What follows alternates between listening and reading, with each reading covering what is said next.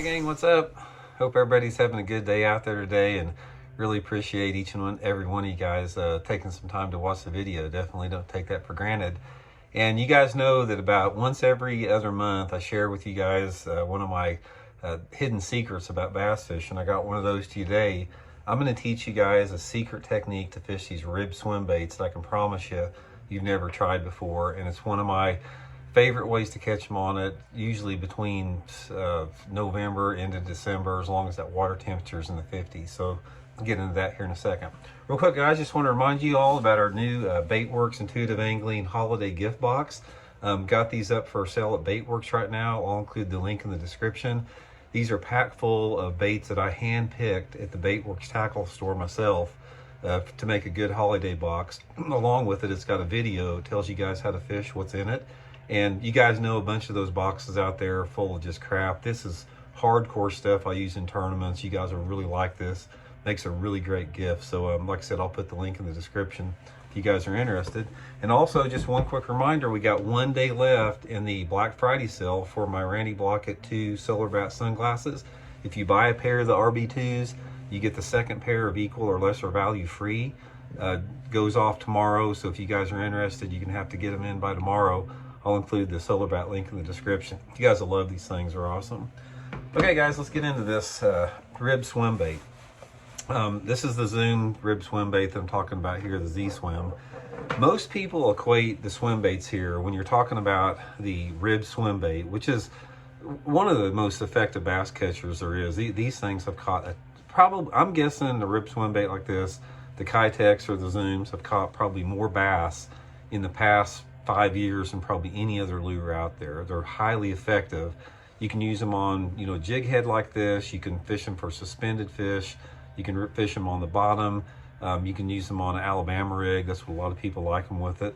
But the technique I want to explain to you guys here is burning this thing. Now, I'm going to tell you how I figured this technique out. I was fishing at Stockton Lake about probably 3 years ago. And I'd been catching fish up there. It was end of October, first part of November.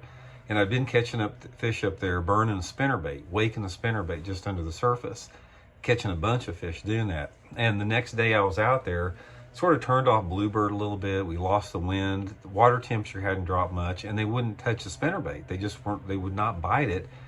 And I was convinced those fish were still there. Water level is the same, water temperature. So I started thinking a little bit about maybe they want something a little bit more subtle. And I had a rib swim bait on the Zoom out there that I'd been fishing out deeper off the points. I put this thing on and I threw it up to the bank and I started burning it, just waking it under the surface like I would the spinnerbait. Guys, they gobbled it up. They absolutely just annihilated this thing. Just a subtle, burning motion like that. And since then, I've caught big smallmouth up north with it. I've caught big Kentucky bass in clear water with it. It's one of the greatest ways that you can catch bass in the fall time of the year when those bass are in less than 5 foot of water. What you need to look for, though, there's a couple different things. The water temperature has got to be somewhere between, say, 55 to 65 degrees is ideal. And right now, there's still a lot of water across the country, even right now, that's still in the 50s like that. But you need some type of water visibility, say at least 3 foot clarity. I prefer like sort of that 3 to 6 foot zone. Obviously low light conditions work better if you have a cloudy, rainy day. Wind helps a little bit, a southerly airflow. But guys, when those fish are up shallow, and they're shallow right now, most of the bass I've been catching here in Missouri have been less than 5 foot deep the last few weeks. This will absolutely catch them, guys. I'm telling you right now. You can try a lot of different colors. A lot of times I'll put a little chartreuse on the tail. I'm fishing it usually on a 7 foot medium heavy bait casting rod, 15-pound test, Seaguar and Vizex. And I go with an 1/8 ounce ball head. I've experimented with a lot of different heads on there, but you don't want to go any heavier than like 1/8 of an ounce because you got to reel it too fast to keep shallow.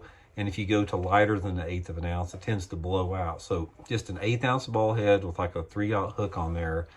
Give it a try, guys. Just get out there. If the lake you're fishing has got some clean water in it, and you can catch them on a spinnerbait or something or a top water, you will catch them burning that rib swim bait. Not many people know about that, so just file that away in your little bag of tricks there, because I think you guys will do some good on it. So anyway, guys, appreciate you tuning in.